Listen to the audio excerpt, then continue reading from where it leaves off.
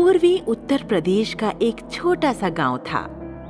गांव में दर्जी की दुकान पर अब्दुल हमीद बैठा था।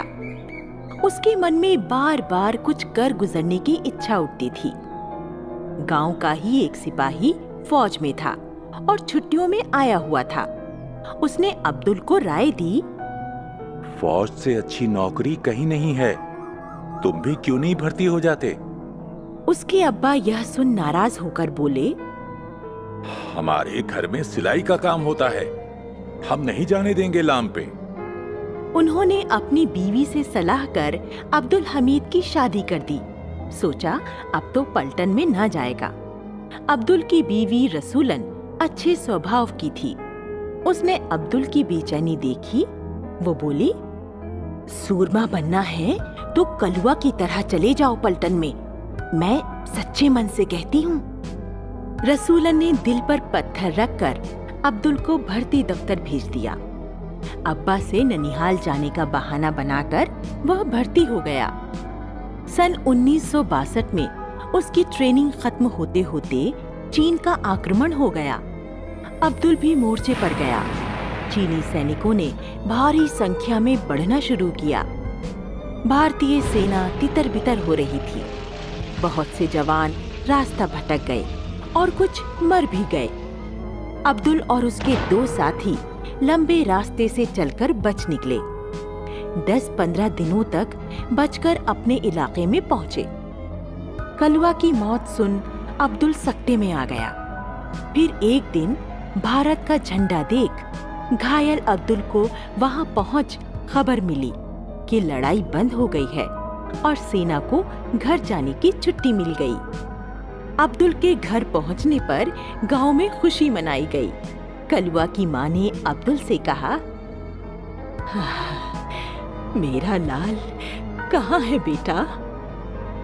माताजी, कलुआ ने बहुत बहादुरी और साहस से दुश्मनों का सामना किया, पर मुझे अफसोस है वो हमारे बीच ना रहा। मई 1964 में पंडित जवाहरलाल नेहरू की मृत्यु से पाकिस्तान को भारत के टुकड़े करने का अवसर मिला और उसने जम्मू कश्मीर, राजस्थान और पंजाब में घुसपैठिए भेजे।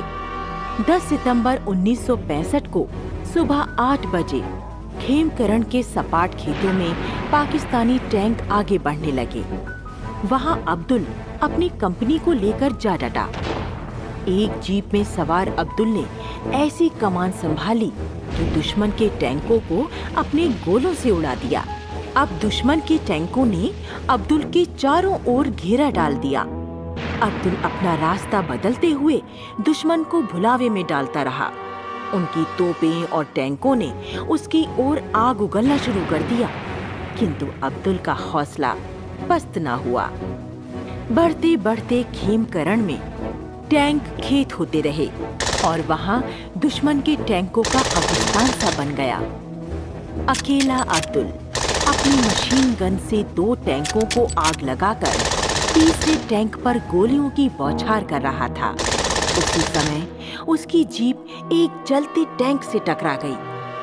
अब्दुल की बहादुरी से उसके साथियों के हौसले बढ़े और इस तरह भारतीय जमीन से शत्रु सेना भाग गई।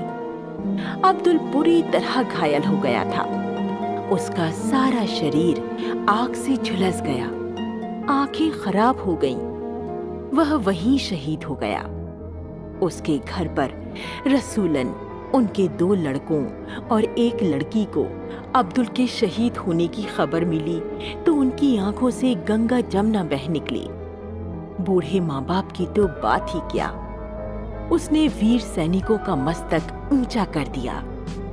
मरने के बाद सरकार ने अब्दुल हमीद को परमवीर चक्र से सम्मानित किया।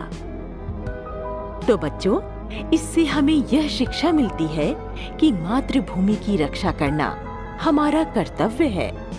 सच्चा नागरिक वही है जो अपने देश के लिए अपने प्राणों की बाजी तक लगा देता है।